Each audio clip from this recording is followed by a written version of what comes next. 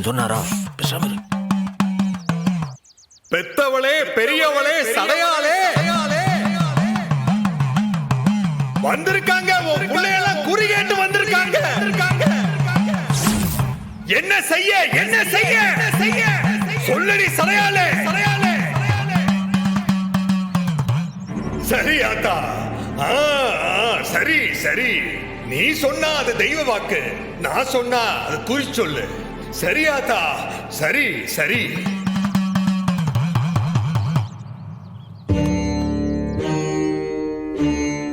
ஏன்பா வைகுண்டம், ஆத்தாவை நீ ஏன் தேடி வந்திருக்கேன்னு ஆத்தாவே சொல்லிடுச்சு. என்ன? இலை பேசாம சும்மா இருல. நீ பெத்ததுல 4வது, வயித்துல கரு உருவாகி 2 உசுருக்காரியா நிக்கிறாள்ல.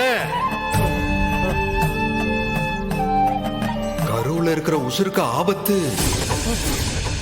அதுக்கு பயந்து தானே ஆத்தாவை தேடி வந்திருக்கீங்க. அத்தா, உன் பேச்சுக்கு மறு பேச்சு உண்டா? அதே தான். அத்தா, இந்த நல்ல செய்தி கேட்ட உடனே ஒரு படுபாவி ஒரு சுடுச்சுள்ளு சொல்லிவிட்டான். அதை கேட்டதுல இருந்து யாருக்கும் மனசே தாங்கல. இது என் குடும்பத்தோட வாரிசு, என் தங்கச்சியோட குழந்தை. அது நல்லபடியா பிறக்கணும் தான். அதுக்காக நான் என் உசுரை கூட தர தயாரா இருக்கேன்.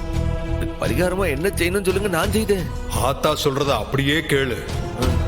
விரதம் இருக்கணும்ல, கடுமையான விரதம் இருக்கணும். எவ்வளவு கடுமையா இருந்தாலும் நான் இருக்கேன்.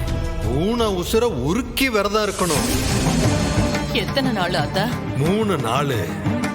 மனச கட்டுப்படுத்தி விரதம் இருக்கணும். விடிய கால சூரிய உதயத்துக்கு முன்னாடியே குளிச்சிடணும். அதுக்கப்புறம் பல்லுல பச்சை தண்ணி கூட படக்கூடாது. நானா இருக்கேன். சூரியன் விழுந்ததும் குளிக்கணும். குளிச்சிட்டு ராத்திரி சாப்பிடணும். அதுவும் வெறும் பழம் மட்டும்தான். சமைச்ச பொருள் எதுவுமே சாப்பிடக்கூடாது. இலை சம்மு, உன்னால முடியுமால? அத்த, என்னத்த பேசுத? நம்ம எசைக்காக இதை செய்ய மாட்டேனா?